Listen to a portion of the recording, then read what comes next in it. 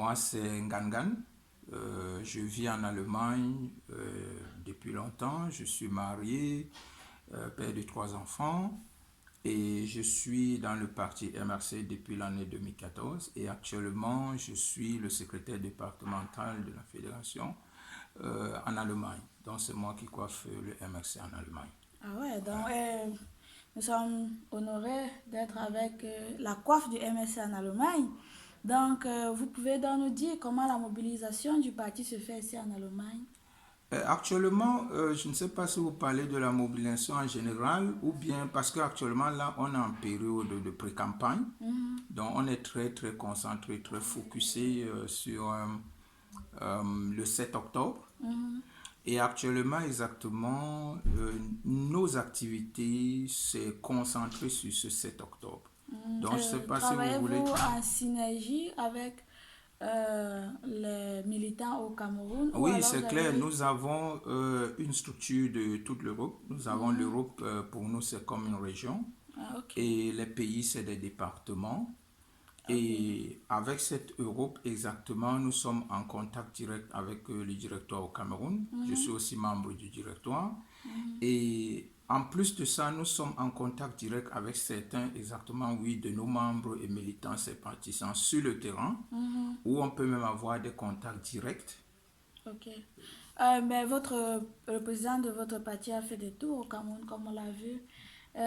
Comment la mobilisation se passe ici? Est-ce qu'il y a aussi des grands meetings ici? Vous faites des tours dans des, c'est pas des sites où il y a plus de Camerounais Non, ou... nous avons actuellement dans l'Europe, si vous avez vu, dernièrement on était à Leeds. Il y a eu exactement une grande campagne à Leeds qui est même Mhm. passée dans l'Internet. Ah, Prochainement, on sera à Zurich ce week-end, mhm. etc. Donc, on essaye aussi aujourd'hui et surtout dans cette idée de pré-campagne Mhm. d'aller rencontrer les Camerounais et qui peuvent exactement d'une manière ou d'une autre nous aider par Mhm. rapport au but qu'on s'est fixé le 7 octobre. Et c'est bon, non, pas besoin de vous demander quel est le but que vous vous êtes fixé. Et comment Il vous, est évident, je crois. voilà, comment vous mesurez dans la mobilisation des Camerounais ici? Est-ce que vous voyez qu'ils vont plus avec vos idées ou alors ils sont très difficiles à convaincre?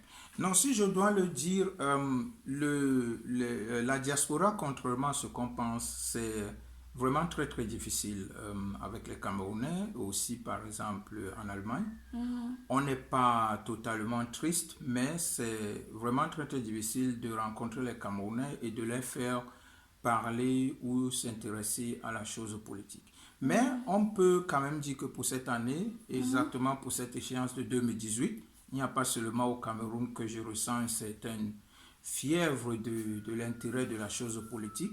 Même ici, ça se délie un peu puisqu'on a mhm. des gens qui nous sollicitent Ah ce ouais. qu'on n'a pas souvent eu à voir les années antécédentes. Il y a des Mhm, gens qui nous sollicitent vraiment pour nous rejoindre dans le combat. Mais c'est mhm. clair, il faut aussi être honnête, on n'est pas les seuls.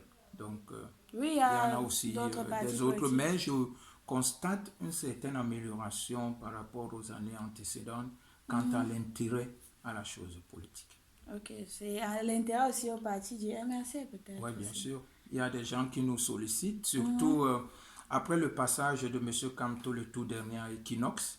Je dois le dire, j'ai vu le passage, j'étais fatigué, je me suis couché, mais le Mhm. lendemain, j'ai eu tellement de messages Messenger que je ne pouvais pas répondre à tous. Mhm. C'est pourquoi j'avais fait un post dans Facebook. Mhm.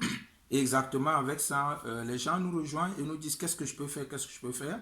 Et bien sûr, actuellement, on est un peu plus fixé sur le but du 7 octobre, donc comment tu peux nous aider par rapport à la campagne, Mhm. etc. etc. Donc c'est On un peu parle ça pour nous. souvent de coalition des candidats de l'opposition Oui. parce que beaucoup au Cameroun pensent que le président de la République a une racine très forte et il serait difficile de le battre seul. Qu'est-ce que tu penses par rapport à cela? Bon, je dois dire que d'abord, il faut qu'on se dise des vérités. Le Mhm. RDPC est vraiment assez implanté dans le Cameroun parce que Mhm. c'est un parti qui existe depuis des décennies Exact. et qui a fini même, entre guillemets, je pourrais dire, à traumatiser les Camerounais et avoir, entre guillemets, la vie un peu très facile. Ça, je le crois. Et bien sûr, et par conséquent, parlant de la coalition, je crois que nous avons toujours été clairs, nous ne sommes pas fermés à une quelconque coalition, mais exactement, je crois qu'avec les autres acteurs, nous avons des préférences, si je peux le dire comme ça, ou bien des suppositions, comment on fait une coalition, surtout quand on a affaire à ce genre d'adversaires. Oui. Donc, on était très, très ouverts à une concertation. On croit que les gens avec qui on devrait faire une coalition, on devrait être prêt à ce qu'on se rencontre, on cause et on mette des conditions ensemble et on s'entend ensemble pour ensemble maintenant pouvoir faire la marche contre le RDPC. À cette question, le président Kamto a parlé d'une proposition qui leur a été faite par rapport à cette question de la coalition. Il parlait d'un vote entre les opposants.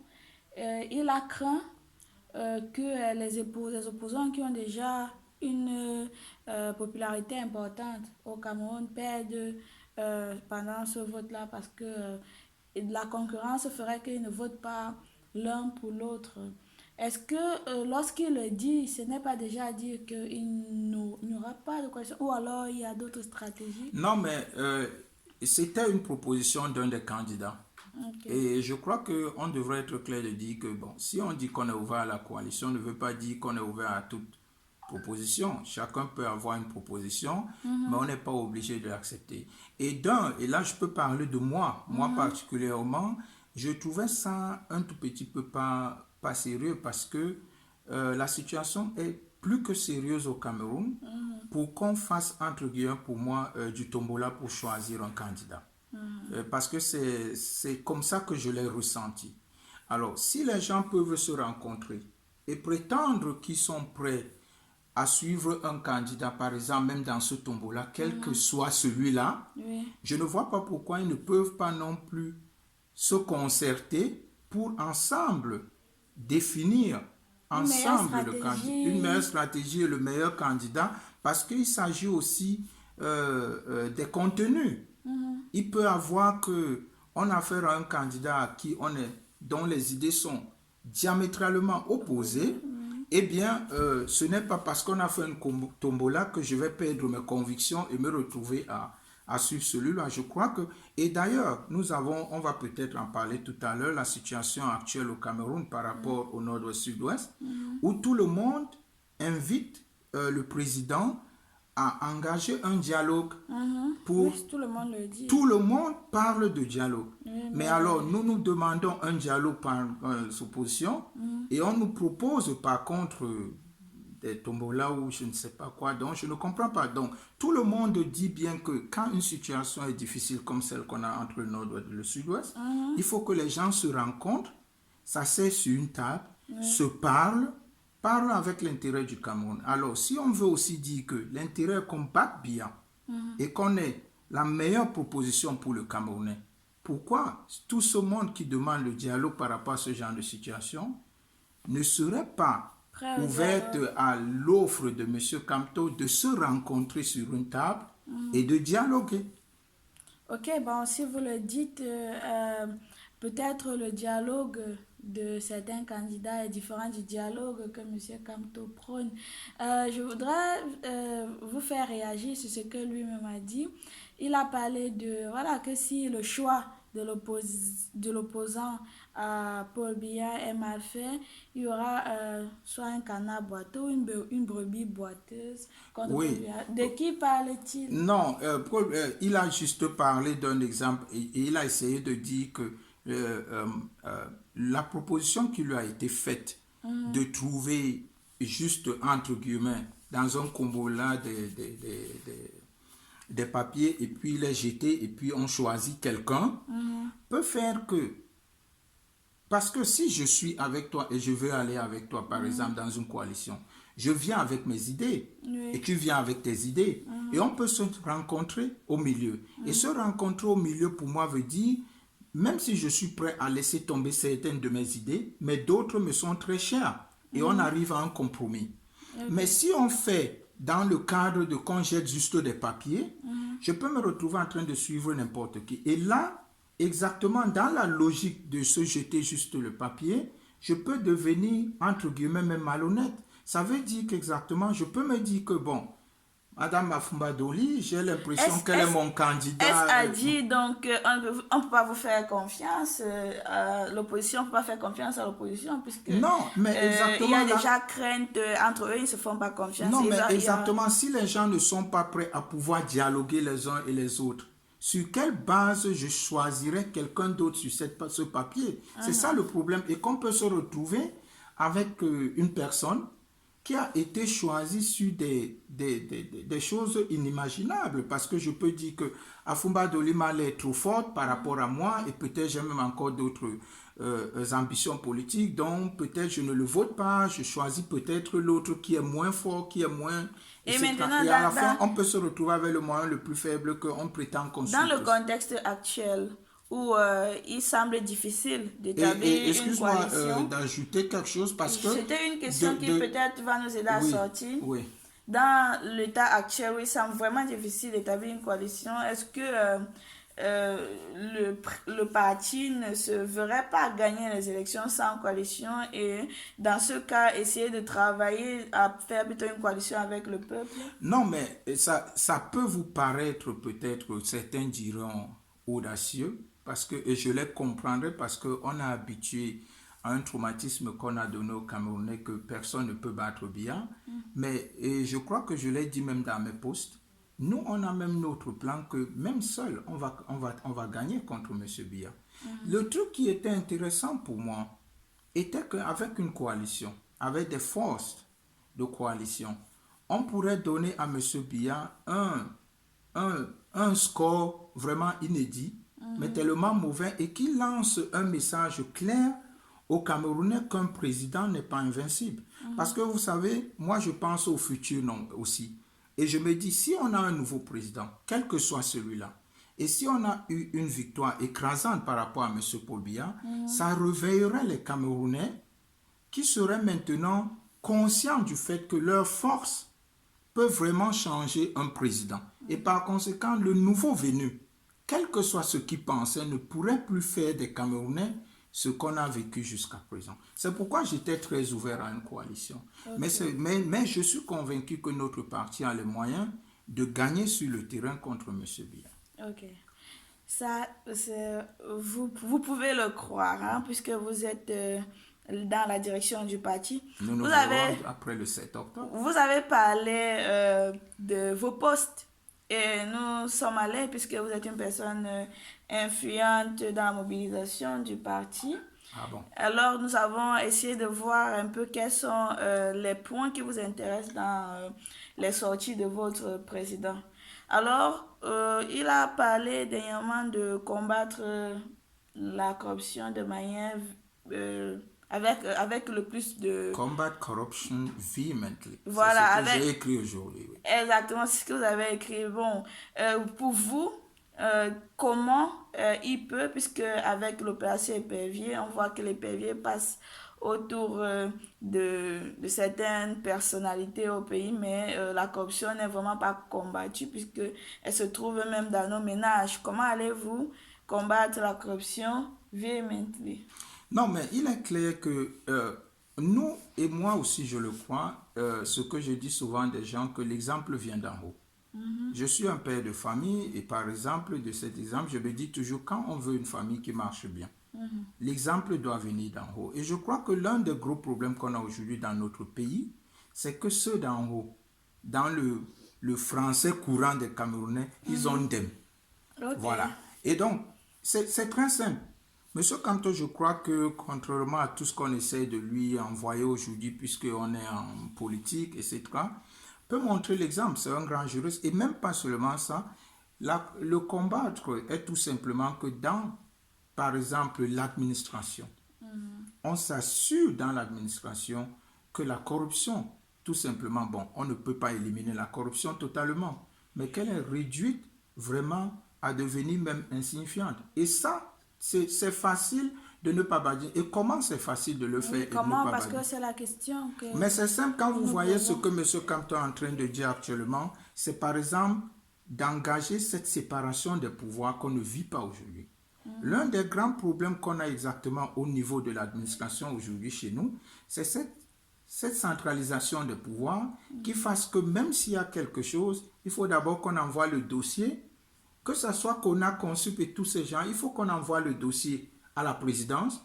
Et M. Biya, avec ses 500 millions de rendez-vous, peut-être verra le dossier dans 4 ans ou 5 ans. Et Alors, maintenant, j'aimerais vous prendre directement, si vous allez m'excuser, mais lorsque vous parlez de séparation de pouvoir, ça, est-ce que c'est votre avis à vous ou bien c'est ce que le parti se dit puisqu'on a posé la question au président Kamto de donner son avis par rapport à une proposition de système politique. Il a dit que cela se fera par consensus. Et s'il arrive donc que le consensus soit contraire à ce système de séparation de pouvoir, est-ce qu'il a donc prévu des voies on va dire des voies de cooptation?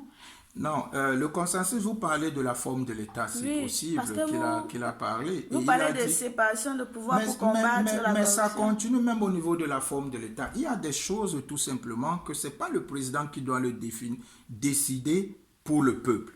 Mais vous parlez Ok. de séparation de Oui, pouvoir.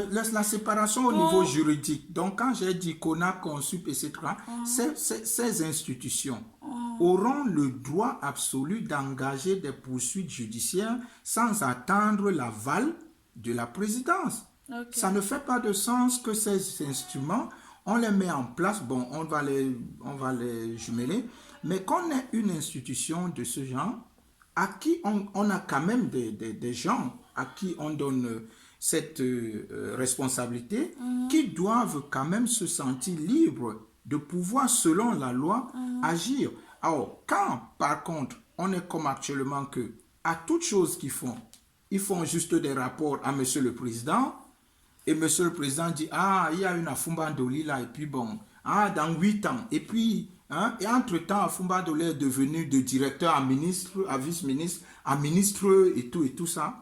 Et l'affaire est éteinte. Et voilà. Mais en parlant de ça, puisque c'est votre avis que vous donnez, peut-être vous portez aussi l'avis du parti politique. C'est ce que notre parti pense. Voilà. Que dites-vous donc, ou bien quelle est la lecture que vous faites de la sortie de Kamto lorsque on lui a posé la question de l'affaire Marafat, où il a dit que lorsqu'il sera président, il va s'occuper, il va prendre en charge cette affaire, alors que normalement, dans la logique de séparation de pouvoir, ce serait au pouvoir judiciaire de le Non, faire. je crois que exactement ce que vous dites. Moi aussi, j'ai vu l'interview de M. Kamto. Et il faut qu'on soit honnête, ça peut vraiment prêter à confusion ce qu'on dit. Mais M. Kamto parle bien de séparation. C'est en fait, il veut dire qu'il va initier tout simplement qu'on revoie pourquoi. Parce que nous avons nous ne sommes pas seuls dans le monde. Et nous avons, dans le cadre des relations internationales, où nous avons signé des contrats, où exactement quand ce genre de juridiction ou institution internationale donne un avis par rapport à quelque chose, mais normalement, puisque ça reste pendant actuellement, et ça a aussi des conséquences diplomatiques. Alors, on a quand même, parce que, comme il dit, ils n'avaient pas le dossier autre, mais eux, ils ont eu des dossiers et tout, et on leur sous-entend quand même une certaine crédibilité.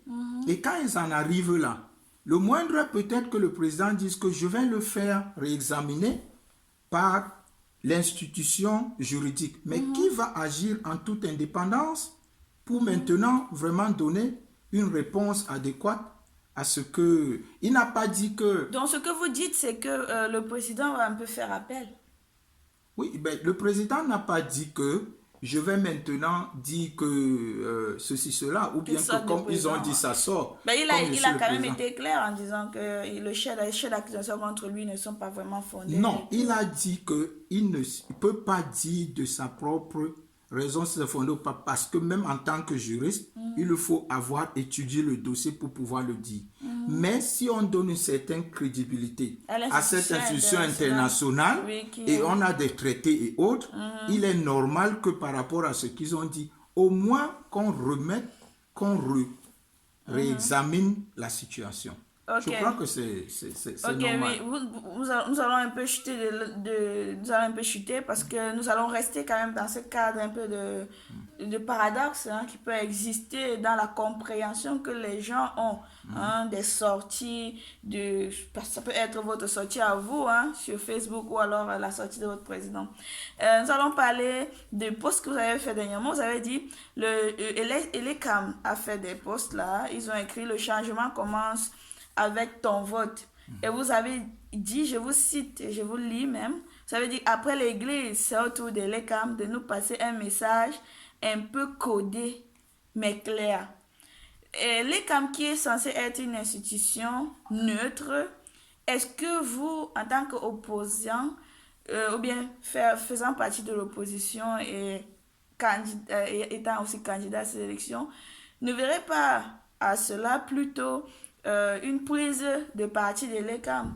Et est-ce que pour vous, la prise de parti de l'ECAM se voit seulement lorsque l'ECAM est pour le parti en place? Non, bon, il faudrait qu'on accepte qu'en fait, on est en période de pré-campagne. Et c'est vrai qu'on utilise dans cette période de pré-campagne, nous aussi, tout ce qui parfois nous tombe sur la main pour essayer de mobiliser les gens et, entre guillemets, les amener à être de notre côté. Je crois que, bon, c'est vrai, il ne faut pas qu'on fasse l'amalgame. Je crois que ce que Elecam a voulu dire, Elecam, même en tant qu'institution qui se doit une certaine indépendance, a exactement des buts qui se sont fixés, c'est de faire que les gens vont s'inscrire sur les listes électorales et aujourd'hui essayer d'amener ces gens à dire que votre vote est très très important parce qu'il peut décider les choses de la gauche ou de la droite. Donc si vous êtes déjà inscrit, mobilisez-vous pour aller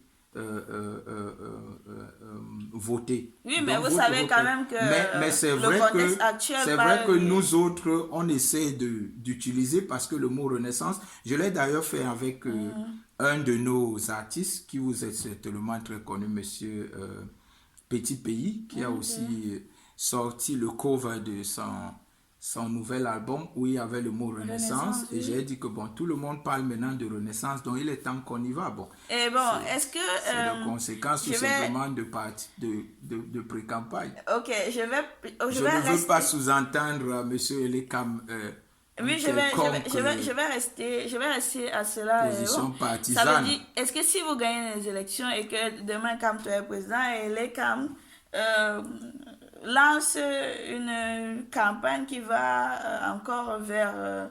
qui avantage le parti au pouvoir, est-ce que vous allez l'utiliser et trouver un service? Non, mais monsieur Camto, d'abord, laissez le si. Après qu'on ait gagné les élections. Bon, voilà, parce vous êtes libre. Non, nous allons gagner les élections et vous serez avec moi en ce moment. Et ce n'est plus loin. Donc, laissons le si. Okay. Non, écoutez, une chose est certaine, comme je dis, on est en période de pré-campagne et on essaye peut-être d'utiliser ce qu'on prend. Mais tous les coups ne sont pas permis. Oui, je suis d'accord, mais même si vous aussi, brusquement, vous portez Renaissance ou bien MRC, qui n'est pas le MRC de notre parti, mais qui sont juste des initiales sur votre t-shirt, on pourrait le mettre dans Facebook et dire que bon... on va un peu vous lâcher. Je crois que par rapport à cette question. On n'a pas fait de mal à elle quand même. D'accord. On va essayer de vous lâcher par rapport à cette question et vous amener vers une question qui reste dans le mot Renaissance. Vous savez que lorsque Paul Biya prenait le pouvoir, on parlait du renouveau. Et c'était également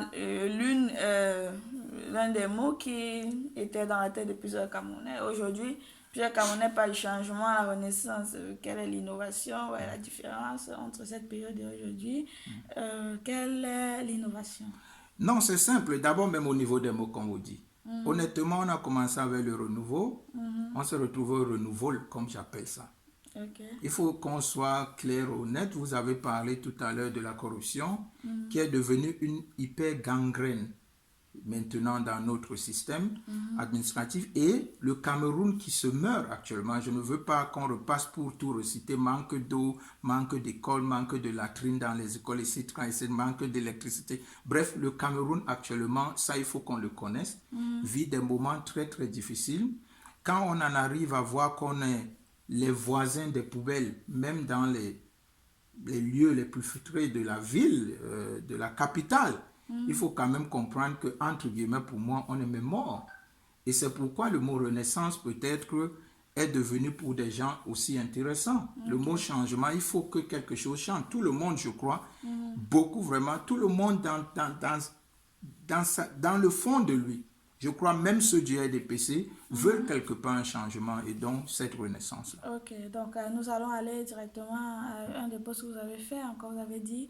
Je fais Vous beaucoup avez de dit, postes, oui, hein, c'est peut-être ça mon problème à la fin.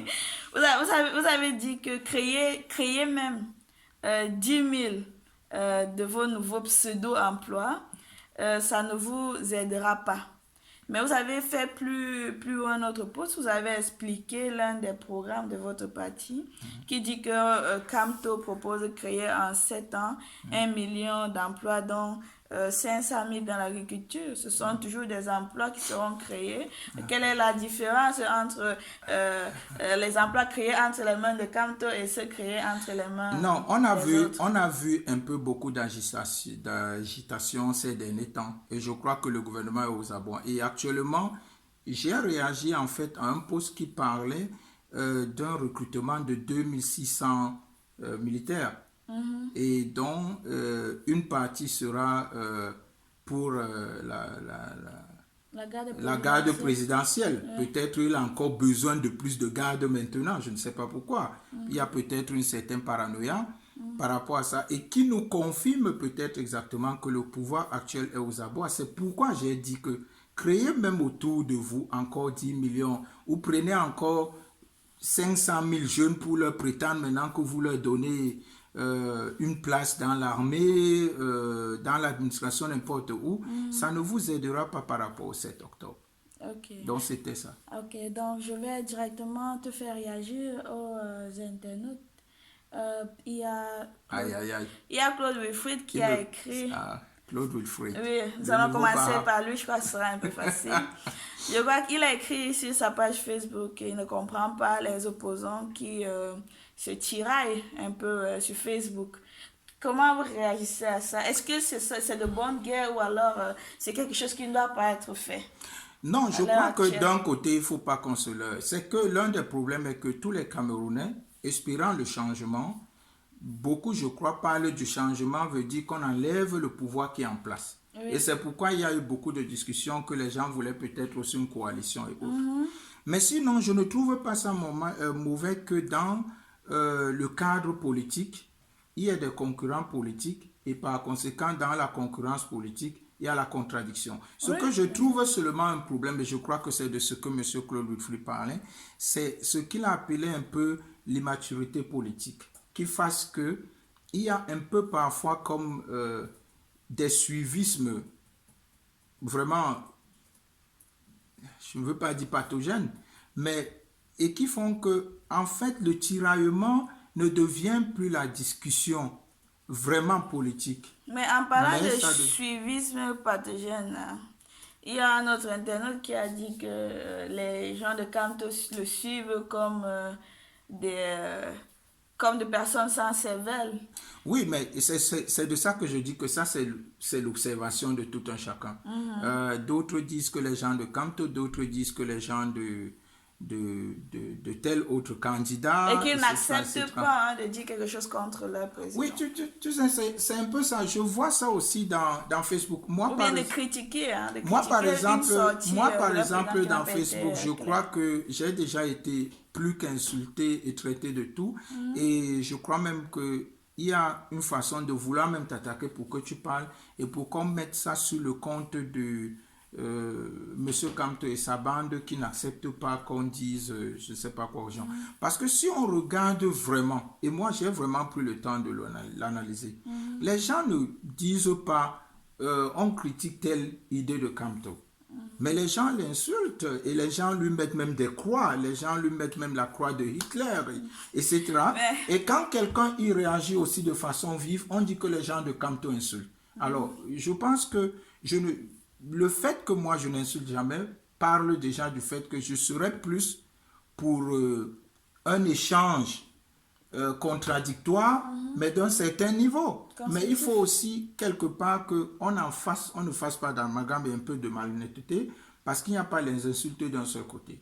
Mais Voilà. que dites-vous des gens qui disent je voterai pour Camto, mais cela ne m'empêche pas d'aller en campagne avec Abra Libi, de suivre Joshua Oshi, d'écouter les idées de tel et tel et tel. Est-ce qu'il ne faut pas avoir une position tranchée Non, mais c'est de ça que je aujourd'hui? parle, que la politique ne veut pas dire que comme quelqu'un est un cabraliste, on me voit avec lui en train de s'échanger un bout de pain et on dit déjà que mais c'est grave, c'est ceci, c'est cela. La politique n'est pas la guerre, n'est pas une bagarre, n'est pas... Et c'est ça que je crois que le RDPC a rendu notre pays aujourd'hui. Il faut qu'on sorte de ces sentiers qui fassent que... C'est de ça quand il parle de l'immaturité politique. Vous savez... Et je veux tomber directement. Est-ce que pour amener plus de gens à aller vers un candidat, il ne serait pas mieux de donner des raisons qui touchent plus les idéologies dans le parti politique qui vous ont attiré et qui pour vous semblent les meilleures idéologies pour suivre ce parti? Mais on essaie ce qu'on peut, mais honnêtement, il faut qu'on se dise certaines vérités. Quand on prend par exemple les réseaux sociaux, je crois que même certains autres qui commençaient hier et qui nous disaient que chez vous on insulte que machin truc, ils sont dans la même situation aujourd'hui qu'il y a beaucoup de gens qui les suivent, mais qui passent le temps à insulter d'autres. On ne peut pas contrôler autant les réseaux sociaux. Et j'ai entendu... Non, mais on contrôle ce qu'on fait dans les réseaux sociaux. Oui, mais on ne peut pas contrôler les 10 millions de personnes Mais ce qu'on fait qui soi se et ce qu'on sous-entendent. écrit. Oui, je crois que moi, je n'ai rien à me reprocher. Et je crois que M. Camto, même dans ses sorties à la télé ou Mondovision et tout, n'a jamais attaqué personne. Donc, je crois qu'il n'a vraiment pas à se reprocher. Le vrai problème est exactement que on essaie de te sous-entendre que X ou Y de profil, c'est toi. Parce qu'il a dit qu'il te supporte, et il a insulté Y. Donc c'est toi. Et on essaie de faire un enfantillage que je trouve pas c'est un peu puéril aussi. Je ne trouve pas ça bien. Il faut qu'on responsabilise les gens. Et j'ai toujours eu à dire, dès le début, la philosophie du parti, ou tout ce que vous dites, vous pouvez aussi. Parce que même les gens qui viennent me dire que chez vous, vous insultez. Je lui dis, moi, je n'insulte pas. La personne me dit, mais c'est vrai, tu es l'exception. Je lui dis, mais attends, tu peux aussi, et je suis même du directoire, tu peux aussi prendre ce que moi je dis ou comme je fais, comme l'attitude qu'on veut dans notre parti. Pourquoi tu pars chercher un profil que je ne connais même pas pour prétendre que ce que celui-là dit, c'est ça qui est la philosophie du parti. Pourquoi tu ne t'accroches pas à M. Camto et sa façon d'agir? Pourquoi tu ne t'accroches pas à M. Ngan et sa façon d'agir? Tu sais, je vais te relater... Je vais te couper. Ah, voilà. Oui, je vais te couper parce que je vais te poser une question relative à l'un des projets politiques de Camto qui dit que lorsqu'il va prendre lorsqu'il va prendre le pouvoir, il va révéler ses biens. Pourquoi il ne le fait pas maintenant? D'où vient l'argent de la campagne de Camto? Quelle est ta lecture de cela? Après qu'on ait pris le pouvoir, on veut tirer l'article 66 qui a déjà été décidé et qui est, selon nous, au bureau de M. Biya quelque part, et peut-être où il n'a Oui, pas la pris question le c'est temps pourquoi aujourd'hui déjà il ne le fait pas. Vous parlez de la campagne. Oui, pourquoi il le la fait transparence pas? sur les... Pourquoi il ne le fait pas les tout de moyens de suite au financement. machin truc et tout? Oui, Je crois que ça va peut-être choquer quelqu'un et l'autre parce que vous demandez pourquoi il ne le fait pas maintenant et tout de suite. Je vais par exemple prendre un exemple. Non, avant, pas que maintenant tout de suite, mais avant, donc pendant cette période. Quelqu'un peut aussi te dire fais ça un an avant et après un an tu as plus d'argent qu'avant. Tu n'as pas encore non, pris... tu peux le faire maintenant juste pour la Tu peux le faire maintenant et le 7 octobre, tu refais. Oui, bien Monsieur sûr. Kamto peut devenir très riche d'ici au 7 Mais octobre. nous avons vu l'affaire Sarkozy et Kadhafi. Nous avons vu que la campagne de Sarkozy était financée par des réseaux qui n'étaient pas des réseaux très Non, mais catholiques. Donc la question est un peu légitime hein, de se Non, dire mais, mais non, pourquoi mais il y il n'y a a une pas... erreur, il y a une erreur dans ce campagne parce que la campagne n'est pas financée par seulement par les fonds propres. Bien sûr, Donc, si donc... vous voulez connaître la richesse de Kamto et comparer ça à la campagne, moi, je vous dis que moi qui suis ici, M. Ngan, cette campagne m'a déjà ruiné. Et ce n'est pas l'argent de M. Kamto, c'est oui, mon oui, argent. nous Donc, comprenons, mais c'est voilà. Donc, monsieur Kamto autour du MSC qui essaye hein, avec ce oui, qu'il peut oui. De financer sa Oui, campagne. mais Ouais, il la n'est pas question obligé était... de financer ça de ses moyens propres. Non, on ne l'a pas dit. On Voilà. dit d'où vient l'argent de la Mais campagne. c'est simple. C'est simple. Et ce qu'on a dit, depuis que je suis rentré dans le MRC, et même maintenant pour cette campagne, on a déjà eu à faire de ces cotisations inimaginables. Donc, certains, c'est vrai, font des grosses placards que aidez-moi et se mettent au carrefour. On ne le fait pas, ne veut pas dire qu'on ne fait pas la même chose. Il y a même des amis à moi et il faut qu'ils soient prêts. Je vais encore les embêter une énième fois Oui. pour qu'ils nous aident dans cette campagne. Mais oui, c'est ce qu'on fait. On passe par nos militants, on passe par nos sympathisants. Le fundraising que certains peut-être découvrent aujourd'hui, M. Kamto était ici il y a quelques temps, en 2017. On a fait un fundraising, il était ici en début de 2018. À chaque fois qu'il est passé ici, il était ici en 2015. On a fait même déjà en 2015 une levée de fonds quand on devait financer nos défilés. Et il y avait qu'on dit que bon, peut-être l'Allemand vous fait tel cadre, est-ce que vous pouvez aider avec la moitié des t-shirts et tout. C'est comme ça qu'on finance notre parti. Okay, I went through the program concerning the economic session and I found